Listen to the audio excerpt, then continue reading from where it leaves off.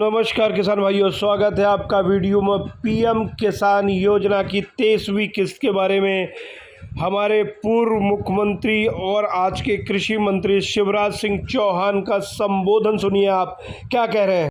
और अभी 20 तारीख को फिर 18,800 करोड़ रुपए से अधिक का लाभ हमारे देश भर के किसानों के खाते में यह निधि अंतरित करके दिया जाएगा। पीएम किसान उत्सव दिवस, जैसा कि आप जानते हैं कि हर 4 महीने में एक बार प्रधानमंत्री जी पीएम किसान सम्मान निधि किसान के खाते में डीबीटी के माध्यम से डालते हैं और उसी को इस कार्यक्रम के रूप में मनाया जाएगा। मित्रों, पश्चिम बंगाल में अब तक ढंग से पैसे नहीं मिलते थे पीएम किसान सम्मान निधि के, क्योंकि राज्य सरकार ने ढंग से सूची भेजी ही नहीं थी। अब 44,42,000 किसानों के खाते में 885 करोड़ रुपए मिलेंगे। मध्य प्रदेश के संदर्भ में अगर आप देखें तो 23वीं किस्त के रूप में 81,67,213 किसानों के खाते में 1,634 करोड़ 88 लाख रुपए की राशि डाली जाएगी। 22 किस्तों में अब तक मध्य प्रदेश में 23,721 करोड़ रुपए 33,721 करोड़ रुपए किसानों के खाते में अंतरित किए जा चुके हैं। किसान सम्मान निधि का यह कार्यक्रम, किसान उत्सव दिवस का यह कार्यक्रम पूरे देश में सभी 731 कृषि विज्ञान केंद्रों में, 113 आईसीआर के संस्थान में, एग्रीकल्चर यूनिवर्सिटीज में राज्य स्तर पर राज्य स्तरीय कार्यक्रम होंगे, जिनमें प्रदेशों के मुख्यमंत्री गण भाग लेंगे। सभी केंद्रीय मंत्री अलग अलग स्थानों पर जा रहे हैं, केंद्रीय मंत्रीगण भाग लेंगे। कृषि मंत्री राज्यों के जा रहे हैं, तो वो भी अलग अलग स्थानों से कार्यक्रमों में भाग लेंगे। राज्य स्तर के कार्यक्रम, जिला स्तर के कार्यक्रम, ब्लॉक स्तर के कार्यक्रम और हर ग्राम पंचायत में भी कार्यक्रम का आयोजन किया जाएगा। ग्राम पंचायतों के अलावा मंडियों में, सेवा सहकारी प्राथमिक सेवा सहकारी समिति यानी पैक्स के मुख्यालय पर, एफपीओज भी अपने अपने स्थान पर कार्यक्रम करेंगे। अनेकों स्तर पर इस कार्यक्रम का आयोजन होगा और इन कार्यक्रमों में अब तक जो हमारे पास संख्या की जानकारी आई है, लगभग 46 लाख किसान अलग अलग स्थानों से जुड़कर प्रधानमंत्री जी का संबोधन सुनेंगे। प्रधानमंत्री किसान सम्मान निधि विशेषकर छोटे किसानों के लिए वरदान बनी है और ऐसे समय जब खरीफ की बुआई प्रारंभ होनी है, यह निधि बुआई के लिए भी कई किसानों का संबल बनेगी। मैं आपके माध्यम से, मीडिया के माध्यम से सभी किसान भाइयों और बहनों से आग्रह करता हूं कि वो पीएम किसान उत्सव दिवस के इस कार्यक्रम में किसी न किसी आयोजन में जरूर जुड़े। मित्रों, आज कई राज्यों को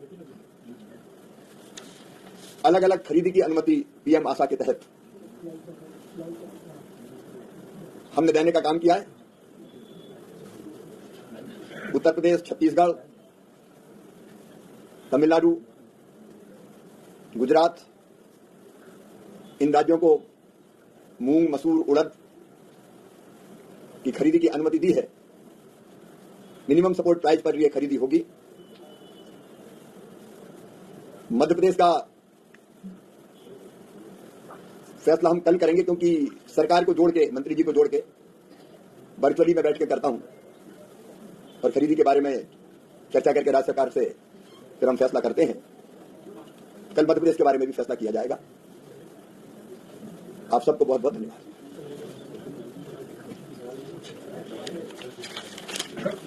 चाय क्या ज्वाइन कीजिए। 2 चीजों का मैं उल्लेख जरूर करना चाहूंगा। एक, अल नीनो का प्रभाव पड़ रहा है, मानसून विलंबित हो रहा है और मैं लगभग रोज समीक्षा कर रहा हूं। हर सप्ताह हम बैठक करते हैं अलग अलग विभागों के साथ भी, और ऐसे समय अगर मानसून विलंबित हुआ या बीच में गैप ज्यादा हुआ बारिश में, तो उन परिस्थितियों से निपटने के लिए हम कंटिजेंसी प्लान बना रहे हैं। अभी मध्य प्रदेश के 16 जिले ऐसे संभावित है जहां अल नीनो का असर पड़ सकता है। मैं संभावित कह रहा हूं क्योंकि परिस्थितियां हर हफ्ते बदलती हैं। उनके लिए भी हम जिलों के लिए योजना तैयार कर रहे हैं। कम पानी में फसल या गैप ज्यादा हो गया और कोई दिक्कत आई तो कौन से बीजों का भंडार भी हम सुरक्षित रख रहे हैं। तो हमारी हर संभव कोशिश होगी कि राज्य सरकार के साथ मिलकर हम अल नीनो के कारण जिन जिलों में लगभग हमने पहले समीक्षा की थी 197 डिस्ट्रिक्ट ऐसे थे जो प्रभावित होने वाले थे, उन सब के लिए हम प्लान बना रहे हैं। और मैं अलग अलग राज्यों से बात कर रहा हूं, खुद मेरे अधिकारी भी बात कर रहे हैं, ताकि आपात स्थिति कोई ऐसी आपात नहीं आएगी। लेकिन पानी अगर कम है, आपात स्थिति का मतलब यह है कि पानी अगर कम है तो हम करें क्या, कौन सी फसल, कौन सी वैरायटी और कौन से उपाय करें, उस पर हमारी नजर है। पराली प्रबंधन के लिए भी इस बार बुआई के समय ही राज्य सरकारों से आवश्यक कदम उठाने का आग्रह किया गया।